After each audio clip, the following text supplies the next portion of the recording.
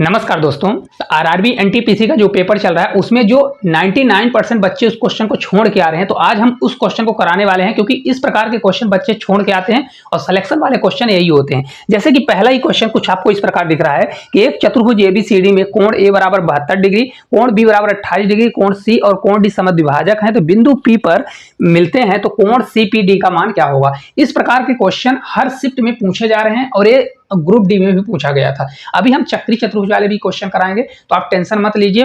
5 से 7 टाइप के क्वेश्चन है, बहुत इंपॉर्टेंट है, आप पूरा करके जाइए, पेपर में आएगा तो 100% वाकई आइएगा। देखिए पहले क्या दिया, एक चतुर्भुज एबीसीडी है, तो पहले हम डायग्राम बनाना सीखेंगे कि डायग्राम बना लेते हैं। चतुर्भुज दिया गया है, कुछ इस प्रकार से आपका डायग्राम बनेगा। देखिए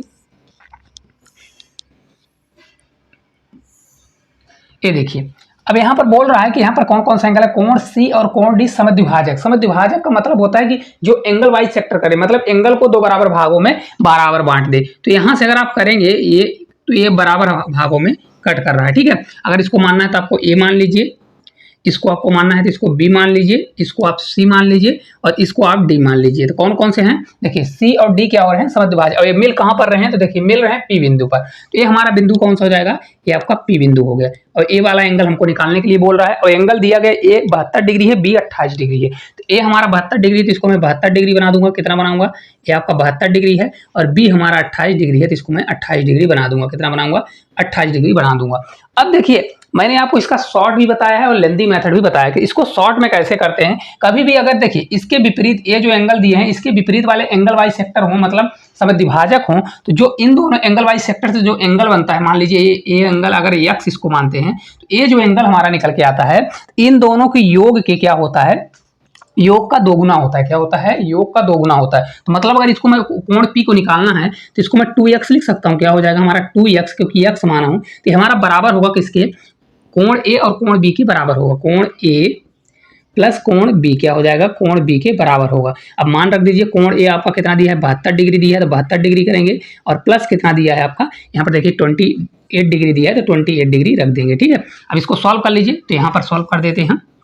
देखिए 2x बराबर हमारा कितना होगा, 2x बराबर आपका 100 हो जाएगा। कितना हो जाएगा, 100, क्योंकि 72 28 जोड़ेंगे तो 100 होगा। तो x बराबर हमारा कितना आ जाएगा, 2 से भाग देंगे तो आपका 50 आ जाएगा। कितना डिग्री होगा, 50 डिग्री। तो ये वाला एंगल पी जिसको हमने x माना है, तो x बराबर हमारा कितना आ जाएगा, 50 डिग्री आपका राइट आंसर आ जाएगा। आपको देखिए बहुत बेसिक से समझा रहे हैं, अगर आप इस प्रकार से करके जाते हैं तो 100% हो जाएगा। इसका PDF भी आपको टेलीग्राम में मिल जाएगा, आप टेंशन मत लीजिए।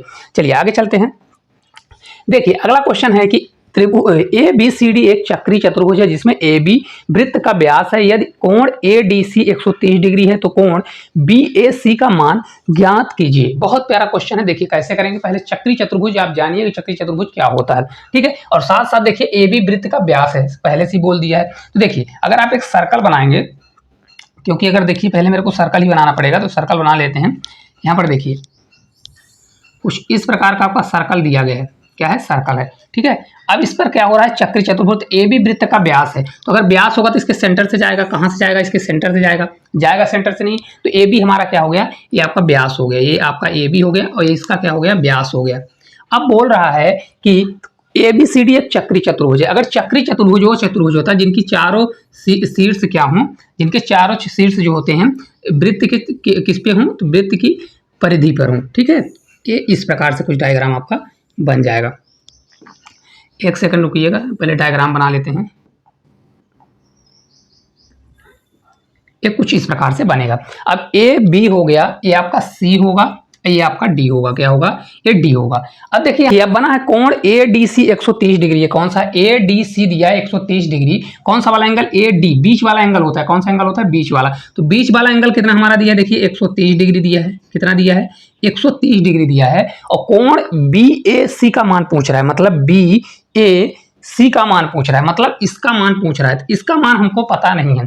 अब इस क्वेश्चन को ना बच्चे 99.9% इसको गलत करके मतलब इसको छोड़ के आएंगे, क्योंकि उनसे बना ही नहीं होगा। पर मैं आपको बताता हूँ ऐसे क्वेश्चन को कैसे सॉल्व किया जाता है। पहले देखिए अगर आप देखेंगे तो ये चक्री चतुर्भुज है। चक्री चतुर्भुज वो चतुर्भुज होता है जिनकी चारों भुजाएं क्या हों, चतुर्भुज के, जिन किसके हों, वृत्त के परिधि पर हों। ठीक है, तो देखिए ये भी परिधि पर है, ये भी है, तो चक्री चतुर्भुज हो गया। तो जो चक्री चतुर्भुज के आमने सामने के कोण होते हैं, मतलब कोण डी और कोण बी का मान कितना होगा, इन दोनों कोणों का योग हमेशा 180 डिग्री होगा। कितना होगा, 180 डिग्री। इसी प्रकार कोण ए और कोण सी का मान कितना होगा, दोनों का योग होगा 180 डिग्री। तो पहले मैं कोण बी निकालूंगा, तो कोण बी ऐसा हो जाएगा, देखिए कोण बी और प्लस एक कोण कौन सा, कोण डी, इन दो की चक्री चतुर्भुज है तो कोण डी बराबर कितना होगा, 180 डिग्री होगा। कितना होगा, 180 डिग्री। तो कोण डी दिया है तो कोण बी मेरे को निकालना है, तो कोण बी बराबर मैं क्या करूंगा, कोण बी बराबर हो जाएगा आपका 180 में कोण डी कितना है 130, 130 को मैं घटा दूंगा तो ये आपका कितना आ जाएगा, देखिए 50 आएगा, 50 30 80, तो ये आपका निकल के आ जाएगा 50। कितना आ गया, 50 डिग्री। तो ये वाला एंगल हमारा कितना हो गया, 50 डिग्री हो गया। कितना हो गया, 50 डिग्री। ठीक है, अब देखिए हमको ए वाला एंगल चाहिए। अगर ए वाला एंगल पता चल जाए तो अगर एक चीज देखिए यहां से मैं ऐसा कर दूं, देखिए एक सेकंड रुकिएगा, कलर चेंज कर देते हैं ताकि आपको अच्छे समझ में आए कि कौन सा त्रिभुज की मैं बात कर रहा हूं। देखिए अगर यहां से आप जाएंगे ए यहां से, ठीक है, तो कुछ इस प्रकार से एक त्रिभुज बनेगा। कौन सा त्रिभुज बनेगा, ए वाला हमारा त्रिभुज बनेगा। देखिए कुछ इस प्रकार से हमारा ये वाला त्रिभुज बन जाएगा। ठीक है, यहाँ पर एक प्रमेय लगेगी। कौन सी प्रमेय लगेगी, देखिए मैं बताता हूँ आपको।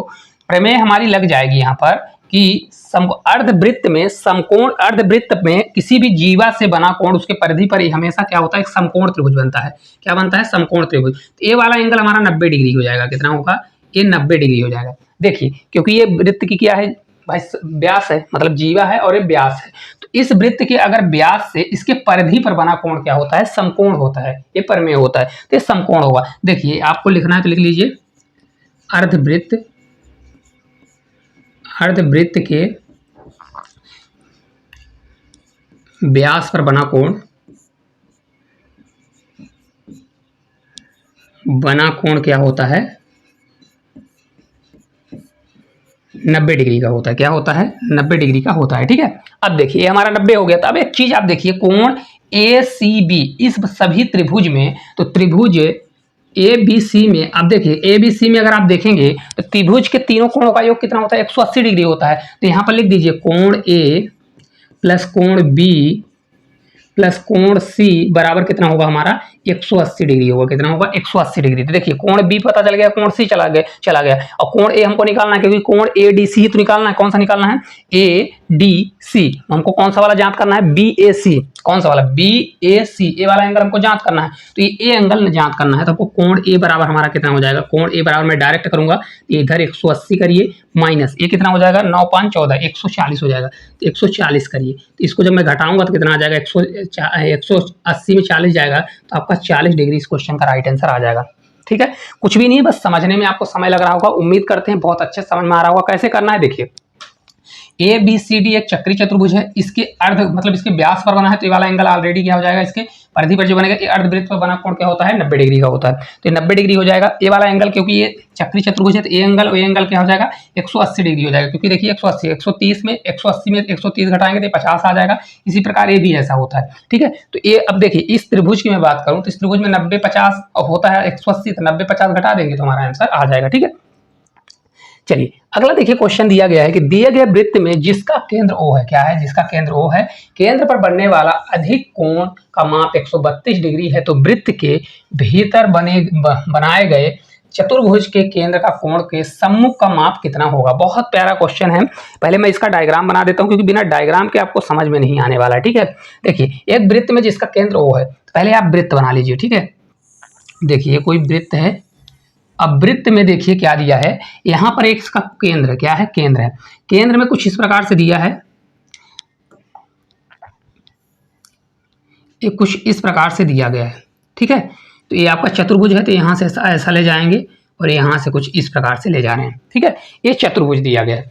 अब देखिए ये वाला एंगल बोल रहा है कितना दिया गया है, अगर आप देखेंगे तो ये वाला हमारा एंगल कितना दिया गया है, यहां पर ये वाला एंगल आपका दिया गया है, कितना दिया है, ये वाला एंगल देखिए बोल रहा है 132 डिग्री। ये वाला एंगल 132 डिग्री दिया है। अब अभी आपको मैंने बताया कि चक्री चतुर्भुज होता है जिनके चारों शीर्ष कहां पर हो, वृत्त की परिधि पर हो। तो ये वाला शीर्ष वृत्त की परिधि पर नहीं है, तो मतलब ये चक्री चतुर्भुज नहीं है। क्या है, चक्री चतुर्भुज नहीं है। तो देखिए चक्री चतुर्भुज नहीं दिया गया है, तो मैं क्या करूंगा, अगर मैं इसको देखिए ऐसा बढ़ा दूं, क्योंकि देखिए ये एक जीवा है, कौन सा, ये एक जीवा है, कौन सी जीवा है, देखिए इसको मैं इधर कर देता हूँ। यहाँ पर अगर आप देखेंगे तो ये आपकी एक जीवा है, कहाँ से, देखिए यहाँ से अगर लाइन खींचेंगे तो ये आपकी जीवा है और ये आपका चाप है, क्या है, ये आपका चाप है, ठीक है। तो यहाँ प्रमेय लगेगी, क्या प्रमेय लगेगी, देखिए यहाँ से मैं इसको ऐसा खींच देता हूँ, यहाँ ऊपर खींच देता हूँ और इसके मैं जस्ट ऐसे खींच देता हूँ। एक ही चाप से वृत्त के केंद्र पर बना कोण परिधि पर बने कोण का क्या होता है, दोगुना होता है। मतलब यहाँ पर जो एंगल बनेगा, क्या बनेगा, जो यहाँ पर एंगल बनेगा तो इस एंगल का आधा होगा। मतलब अगर यहाँ एंगल अगर जो बनता है तो यहाँ पर एंगल उसका दोगुना बनेगा। ये प्रमेय होता है कि किसी भी वृत्त के परिधि पर, वृत्त के मतलब एक ही जीवा एक चाप से बना वृत्त के परिधि पर बना कोण वृत्त के केंद्र पर बने कोण का आधा होता है। तो ये अगर इसको मैं नाम दूं, नाम हालांकि दिया नहीं गया, ये आपका ओ दिया गया है और इसको लिखना था पी, लिख लीजिए, ठीक है। तो अगर कोण पी हम निकालते हैं, क्या कोण पी निकालते हैं तो हमारा क्या हो जाएगा, कोण ओ का हाफ होगा, क्या होगा, हाफ मतलब आधा होगा। कितना दिया है, 132 दिया है, तो 132 करिए और अपान क्या कर दीजिए, 2 कर दीजिए। तो इसको जब मैं सोल्व करूंगा 2 से 6 बार जाएगा और 2 से 6 बार, तो ये आपका 66 डिग्री आ गया। ये कितना आ गया हमारा, 66 डिग्री आ गया। अब एक चीज समझिए कि क्योंकि हमको इसके सम्मुख निकालना, वही क्वेश्चन बोला है ना, जिसका केंद्र वो है, केंद्र पर बनने वाले अधिक कोण का माप 132 वृत्त के भीतर बनाए गए चतुर्भुज के केंद्र वाले कोण के सम्मुख, मतलब केंद्र का ये कोण है, इसके सम्मुख हमको कौन सा जांच करना है, तो ये वाला हमको एंगल जांच करना है। ये वाला एंगल अब देखिए, अब आपको समझ में आया, ये वाला एंगल, अगर ये वाला डॉट देखेंगे, ये वाला देखिए, ये वाला देखिए, ये वाला देखिए, तो क्या है, एक चक्री चतुर्भुज, क्योंकि चार भुजाएं क्या है, वृत्त की परिधि पर है। तो अगर वृत्त की परिधि पर है तो ये वाला एंगल कितना होगा, 180 डिग्री होगा। और ये वाला एंगल मतलब पूरा एंगल, ये यहाँ से पूरा एंगल और यहाँ से पूरा एंगल क्या होगा, 180 डिग्री होगा, ठीक है। तो ये सामने सामने कोण क्या होते हैं, 180 डिग्री चक्री चतुर्भुज में। तो हमारा अगर ये वाला एंगल निकालना है तो क्या करना पड़ेगा, क्योंकि इसको नाम देना है तो इसको क्यों दे सकते हैं। तो कोण क्यू बराबर आपका क्या हो जाएगा, 180 माइनस क्या होगा, कोण पी होगा कि नहीं होगा, अभी और समझाएंगे, नहीं समझ में आएगा तो 180 माइनस पी हमारा कितना निकल के आ गया, 66 निकल के आ गया। तो इसको जब 66 घटाएंगे तो हमारा कितना हो जाएगा, 1 कितना आएगा, 4 आ जाएगा, आपका राइट आंसर आ जाएगा। देखिए घटाएंगे तो कितना आ जाएगा, 6 4 10 हो जाएगा और 6 1 7 1 8, हाँ तो 114 आ जाएगा। तो आपका right answer option number A आ जाएगा। देखिए यहाँ पर अगर आपको ना समझ में आया हो तो एक बार और अच्छे से समझाते हैं। देखिए पहले कुछ इस प्रकार का डायग्राम बना था, तो 132 डिग्री दिया गया है, तो इसके सम्मुख ये वाला हमको एंगल निकालना था। कौन सा वाला एंगल, देखिए ये वाला एंगल आपको निकालना था, ये वाला एंगल आपको निकालना था, ठीक है, ये वाला एंगल। तो अभी ये चक्री चतुर्भुज नहीं था, तो एक ही अगर चाप द्वारा वृत्त के केंद्र पर बना कोण वृत्त की परिधि पर बने कोण का दोगुना होता था। अगर 132 है तो इसका आधा हो जाएगा, तो ये आधा हो गया। तो अभी इस वाले बड़े देखेंगे तो चक्री चतुर्भुज पी भी इसका है, अगर इसको मानना है तो एस और आर मान लीजिए। देखिए पी बिंदु, एस बिंदु, क्यू बिंदु, आर बिंदु, ये चारों के हैं वृत्त की परिधि पर, तो ये क्या हो गया, चक्री चतुर्भुज। तो पी अपोजिट है क्यू का, एस अपोजिट है आर का, तो ये दोनों क्या होंगे, अपोजिट हैं, तो ये आपका क्या हो जाएगा, 180 डिग्री इन दोनों का योग होगा, इन दोनों का 180 डिग्री। तो अगर ये 66 है तो वाला कितना होगा, क्योंकि हमको यही ज्ञात करना है, तो 180 में घटा देंगे तो 114 डिग्री आ जाएगा, ठीक है, बन जाना चाहिए। चलिए अगला देखिए क्वेश्चन है कि 16 मीटर और 49 मीटर ऊंचाई वाले दो खंभों के बीच की दूरी डी मीटर है, तो यदि एक दूसरे के पाद से उनके संबंधित शीर्ष के उन्नयन कोण एक दूसरे के पूरक हैं तो डी का मान क्या होगा। मैं इस क्वेश्चन की ऐसी ट्रिक बताऊंगा कि आप देखते ही कर लेंगे। यहाँ पर पूरक जब कभी भी बोल देता है, तो पूरक अगर बोल रहा है, देखिए पहले आप देखिए कि यहाँ पर डायग्राम कैसे बनेगा। डायग्राम कुछ देखिए ऐसा बनने वाला है, एक ऐसा है और एक यहाँ पर देखिए बड़ा दिया है, इनके बीच का डिस्टेंस बोल दिया है, कितना दिया गया है, तो अगर आप देखेंगे तो डिस्टेंस इनके यहाँ ऐसा दिया है।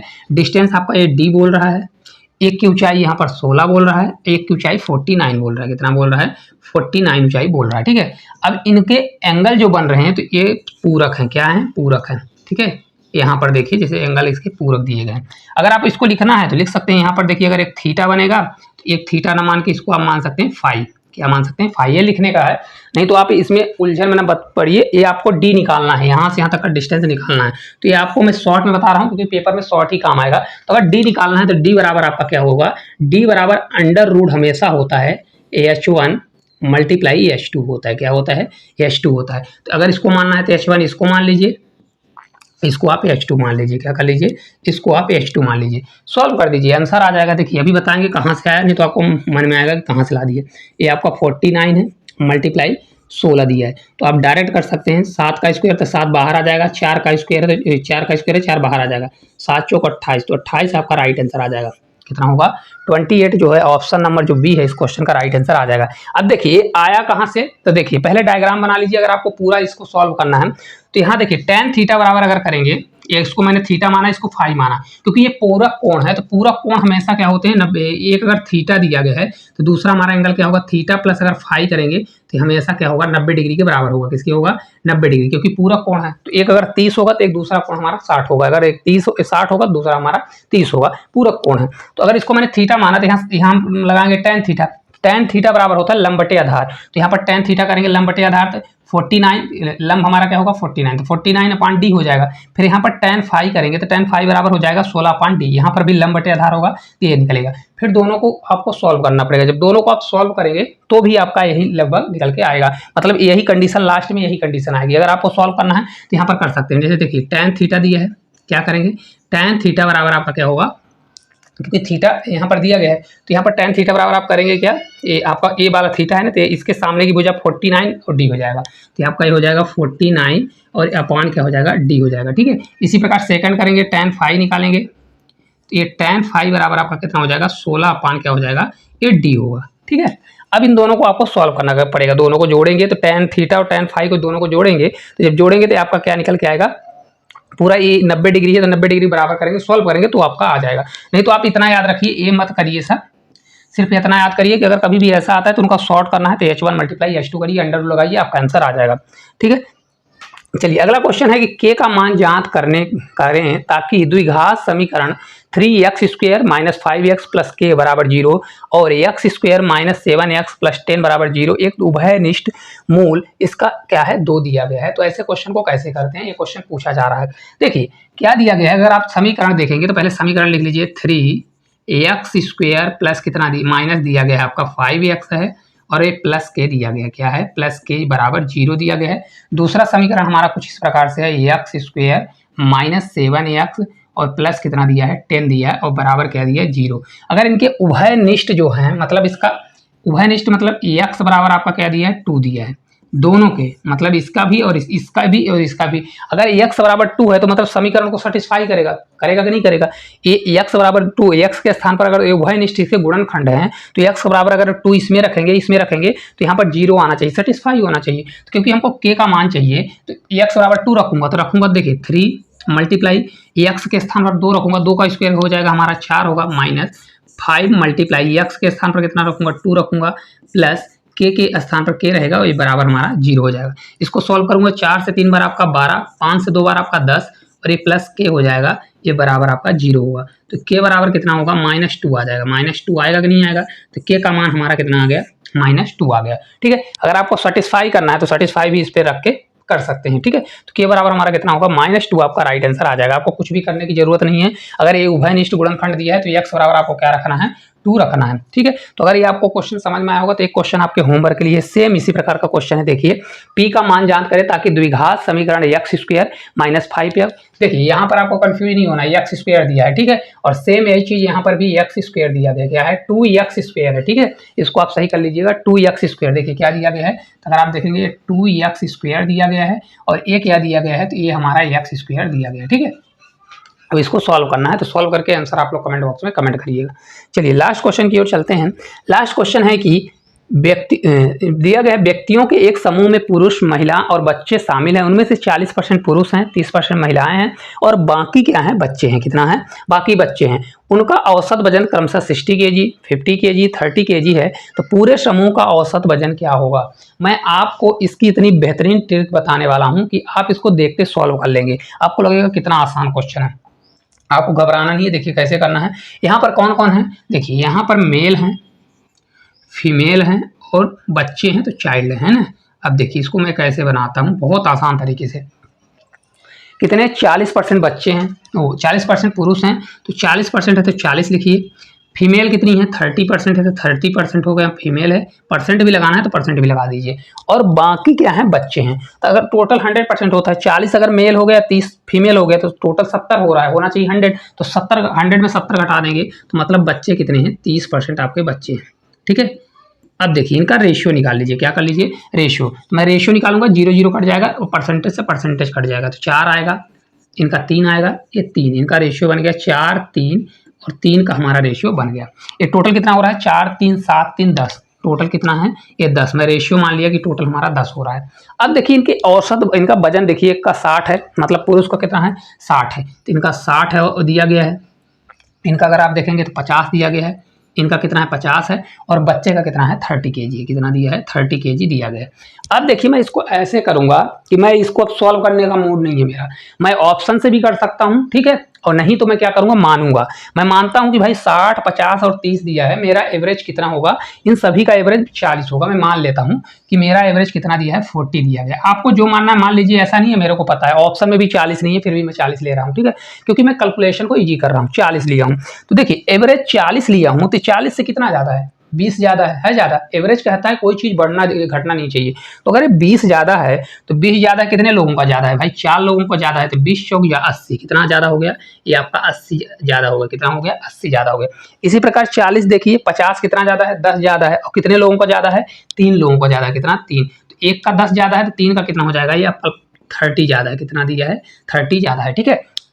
तो ये आपका 30 है, 40 से कितना कम है तो 10 कम है, और ये कितने लोग हैं 3 लोग, तो 10 10 कम होगा 30 कम हो जाएगा, तो कम है तो इसको मैं माइनस लिखूंगा। क्या लिखूंगा माइनस। एवरेज में देखिए तो ये प्लस और 30 माइनस कट जाएगा, बचेगा 80। 80 क्या हो रहा है ज्यादा, तो देखिए एवरेज हमने माना था 40 माना था, लेकिन बढ़ कितना रहा है 80 बढ़ रहा है, तो 80 बढ़ेगा। लेकिन एवरेज में क्या होता है जो चीज बढ़ती है, क्योंकि ये 80 बढ़ रहा है, क्या हो रहा है 80 बढ़ रहा है, तो जो चीज बढ़ती है वो बराबर बराबर कटती है। टोटल कितने लोग थे 4 3 7 3 10, 10 थे, तो इसको मैं 10 में बांट दूंगा, 10 से भाग दे दूंगा। तो अगर 80 में 10 से भाग दे दूंगा तो 40 पहले था 8 और आ जाएगा, तो एवरेज आपका 48 आ जाएगा। कितना हो जाएगा 48। तो ऑप्शन नंबर ए जो है आपका राइट आंसर आ जाएगा। उम्मीद करते हैं बहुत अच्छे से आपको एक क्वेश्चन समझ में आया होगा।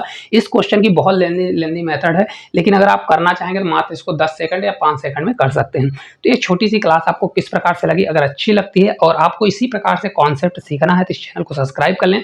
हम आप लोगों के लिए बेहतरीन से बेहतरीन कॉन्सेप्ट और कॉन्टेंट देने की कोशिश करेंगे। तो आज के लिए इतना ही, धन्यवाद।